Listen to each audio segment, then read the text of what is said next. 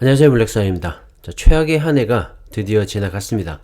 2022년 한 해 동안 미 연준이 인플레이션을 잡기 위해서 이 풀어놓았던 돈을 걷어들이는 양적 긴축을 단행한과 동시에 금리 인상, 특히 4연속 자이언트 스텝이라는 강력한 드라이브를 걸면서 미국 증시를 비롯한 전 세계 주식시장은 그야말로 초상집이 따로 없었죠. 투자자의 한 사람으로서도 상당히 힘들었던 한 해였던 것 같고요. 올해 역시 경기 침체로 인한 이 주식시장의 부진이 예상이 되지만 그래도 하반기 반등을 기대해보면서 단타나 테마주를 쫓아다니는 그런 투자 말고 변화하는 산업의 흐름에 동참할 수 있는, 그리고 중장기적인 투자를 해도 걱정이 없는 그런 좋은 종목을 잘 골라서 마음이라도 편안한 그런 한 해가 되었으면 합니다. 오늘 미국 증시는 새해 연휴로 휴장을 하고 3일부터 개장을 하게 되는데요. 이번 한 주 사거래일 뿐인 짧은 시간이지만 대체적으로 새해 첫 주는 반등을 보여온 만큼 기대가 되는 그런 한 주이기도 합니다. 참고하시고요. 작년 한 해 미국의 3대 지수를 살펴보면 정말 폭탄을 맞은 듯 하죠. 다우존스 지수는 작년 한 해 동안 약 8.8%의 연간 손실을 기록했고, S&P 500 지수는 19.4%, 그리고 기술주 중심의 나스닥 지수는 무려 33% 이상 폭락을 하면서 약세장을 이어왔습니다. 3대 지수 모두 2008년 금융위기 이후 최악의 한 해를 보내게 된 건데요. 특히 나스닥 지수는 지난해 한 분기도 상승을 하지 못했죠. 4개 분기 연속 하락을 했는데 지난 2001년 닷컴 버블 사태 이후로 처음이라고 합니다. 그도 그럴 것이 연준이 사상 초유의 강력한 금리 인상을 작년 한 해 동안 펼쳐왔기 때문에 금리 인상에 가장 취약한 기술주 중심의 나스닥 지수가 상승을 할 수 없었던 건 사실이고요. 애플과 구글, 아마존, 테슬라 등 빅테크 기업들마저 눈물을 흘린 한 해가 된 것 같습니다.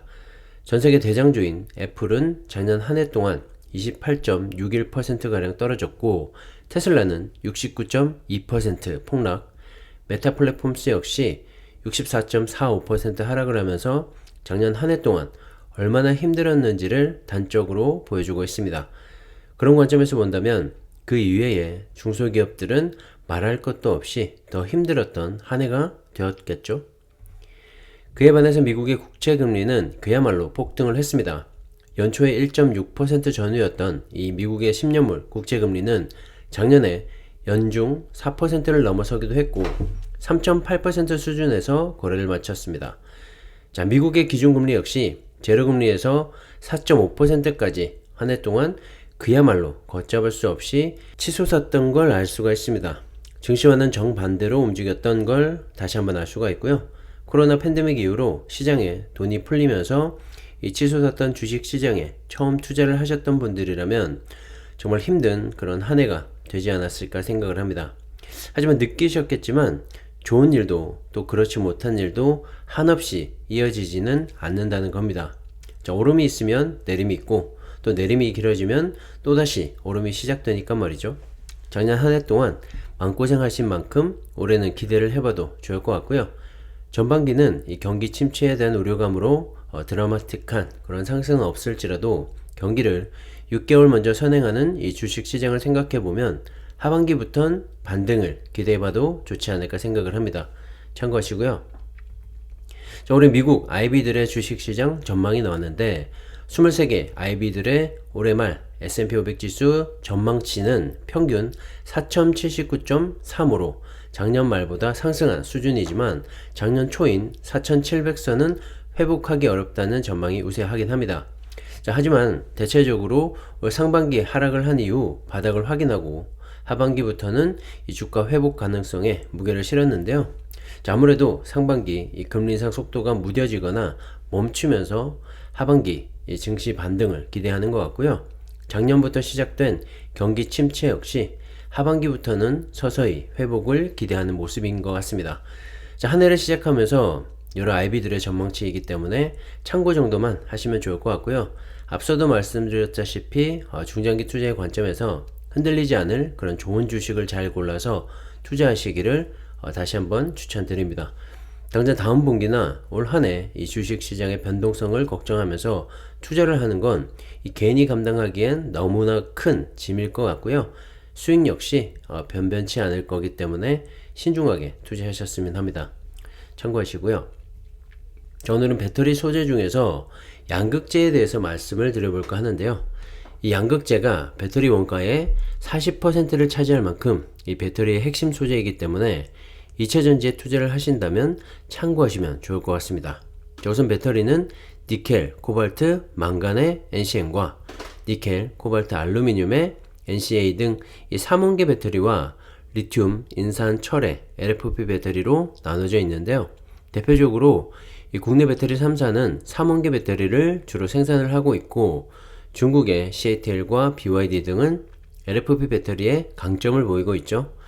사실 가격만 문제가 없다면 NCM과 NCA의 3원계 양극재를 사용한 그런 배터리의 성능이 훨씬 더 우수합니다. 면적 대비 밀도가 LFP 배터리보다 우수하기 때문에 한번 충전 후에 달릴 수 있는 거리가 더 길기 때문이죠. 하지만 문제는 가격인데요. 니켈과 코발트, 망간 등 비싼 광물을 사용하기 때문에 인산, 철로 구성된 LFP 배터리보다 훨씬 비싸다는 단점이 있습니다. 자, 리튬은 기본적으로 어디에나 필수로 들어가기 때문에 나머지 광물들의 조합이 중요하다고 보시면 될 것 같고요. 자, 이런 NCM과 NCA 그리고 NCMA 등과 같은 양극재를 생산하는 기업 중에 국내의 대표적인 기업들을 소개할까 합니다. 자, 대표적으로 에코프로비엠과 LG화학, 포스코케미칼과 LNF, 코스모 신소재를 들 수가 있는데요. 그 중에서도 에코프로비엠과 LG화학은 지난 2021년 기준 글로벌 3원계 양극재 생산량이 88만 8천 톤이었는데 그 중에서 각각 7만 5천 톤과 6만 1천 톤을 생산을 해서 국내 양극재 생산량 1위와 2위를 차지했습니다. 그 뒤를 삼성 SDI와 포스코케미칼 그리고 LNF 등이 차지를 했는데, 국내 양극재 업체들이 10위권 내에 모두 포진하게 되면서 이들의 생산량을 모두 합치게 되면 22만 6,200톤으로 전기차 250만 대를 생산할 수 있을 만큼의 그런 생산량을 국내 양극재 업체에서 공급하고 있다는 걸 알 수가 있습니다.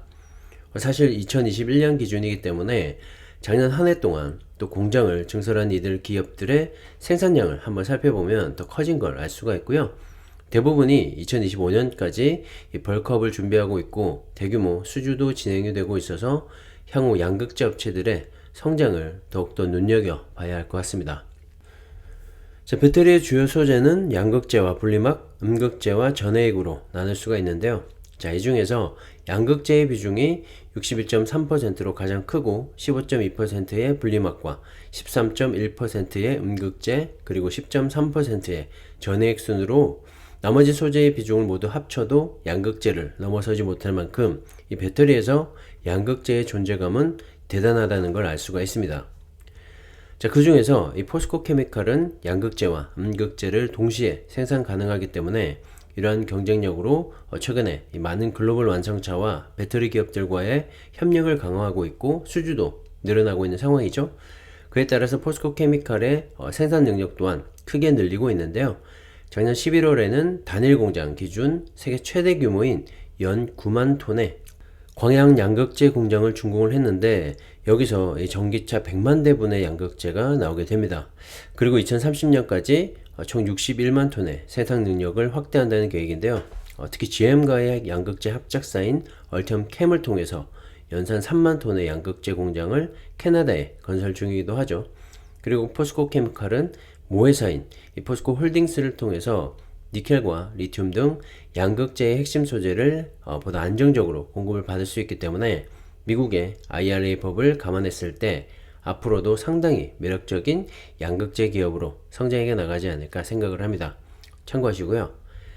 그리고 LG화학 역시 최근에 4조 3,400억 원을 투자해서 미국의 테네시주에 연산 12만 톤 규모의 양극재 공장을 짓기로 했죠. 그리고 LNF도 최고의 기술력으로 미국 배터리 재활용 기업인 레드우드와 합작법인을 설립하고 미국 진출을 준비 중에 있습니다. 에코프로 BM도 SK온, 포드와 손을 잡고 미국의 양극재 공장을 건설할 계획이고요. 이렇게 국내 양극재 업체들의 활발한 미국 진출과 글로벌 시장에서도 점유율을 점점 더 늘려가고 있기 때문에 앞으로 전기차 시대의 확장에 따른 2차전지 관련 기업 중에서도 특히나 눈여겨봐야 하지 않을까 생각을 합니다. 자, 앞서 말씀드렸던 기업들의 주가 차트인데요. 그렇게 힘들었던 작년 한 해 동안에도 100% 가까이 오른 종목도 있고 빠지지 않고 유지하는 그런 안정적인 조정을 보인 종목들도 있습니다. 그만큼 핫하다는 말이겠죠. 앞으로 전기차 시장이 본격적으로 개화기를 맞이할 텐데 우리는 그 핵심인 배터리에 주목을 해야 하고 그 중에서도 양극재에 관심을 가질 필요가 있다고 생각을 합니다. 자, 가장 크게 성장할 분야라고 생각하기 때문인데요. 한두 달 혹은 1, 2년에 그칠 성장이 아닌 10년에서 2, 30년 동안은 크게 성장해 나갈 섹터라고 생각하기 때문에 정말 중장기로 잘 모아가 보시기를 다시 한번 추천드립니다. 자, 제 영상은 참고만 하셔서 정말 좋은 투자하시기를 다시 한번 바랍니다. 자, 오늘은 여기까지 하겠습니다. 새해 복 많이 받으세요. 감사합니다.